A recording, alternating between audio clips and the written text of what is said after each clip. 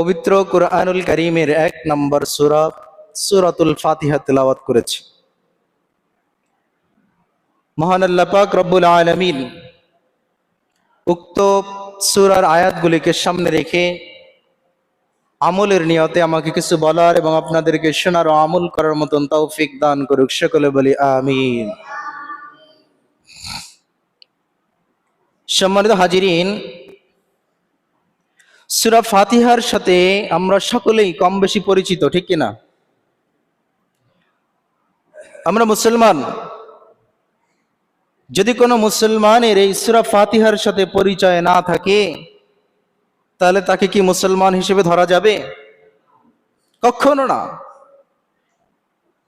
কারণ সূরা ফাতিহা এমন একটি সূরা, যে সূরাটিকে আল্লাহ পাক রব্বুল আলামিন এত বেশি মর্যাদা দিয়েছেন, এত বেশি গুরুত্ব দিয়েছেন, যে প্রত্যেকটা মুসলমান ৫ ওয়াক্ত নামাজ আদায় করবে এবং প্রত্যেক রাকাতে সূরা ফাতিহা পড়তে হবে। যদি কোনো বান্দা সূরা ফাতিহা কোনো নামাজে না পড়ে, তাহলে তার নামাজ কি হবে? সূরা ফাতিহা ব্যতীত নামাজ হবে না। তাহলে চিন্তা করেন আল্লাহ পাক রব্বুল আলামিন এই সূরার প্রতি কতটা গুরুত্ব দিয়েছেন, কতটা মর্যাদাশীল এই সূরাটা।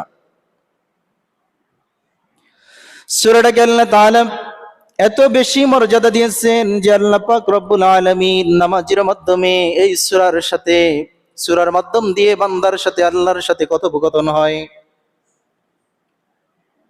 আল্লাহ পাক রব্বুল আলামিনের বান্দারা যখন নামাজের মুসল্লায় দাঁড়ায় যায়, নামাজের মুসল্লায় দাঁড়ায় যখন সূরা ফাতিহা তেলাওয়াত করে বান্দার সাথে আল্লাহর সাথে, তখন সরাসরি কথা হয়, কোনো মাধ্যম ছাড়া।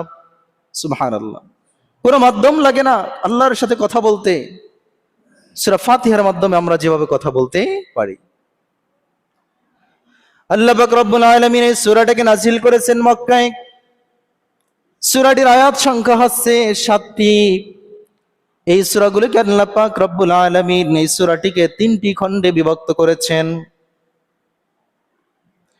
প্রথম খণ্ডে আল্লাহ পাক রব্বুল আলামিন তার নিজের প্রশংসার কথা বলেছেন। আল্লাহ পাক রব্বুল আলামিন তার নিজের পরিচয় তুলে ধরেছেন প্রথম খণ্ডে। ২ নম্বর খণ্ডে আল্লাহ পাক রব্বুল আলামিন বান্দার সাথে সরাসরি সাক্ষাৎ করেছেন, কথা বলেন, এই খণ্ডটা তুলে ধরেছেন এজন্য। ৩ নম্বর খণ্ডে আল্লাহ পাক রব্বুল আলামিন বান্দার কিছু গুণ আল্লাহ তাআলা এই সূরার শেষ অংশে তুলে ধরেছেন। এই সূরার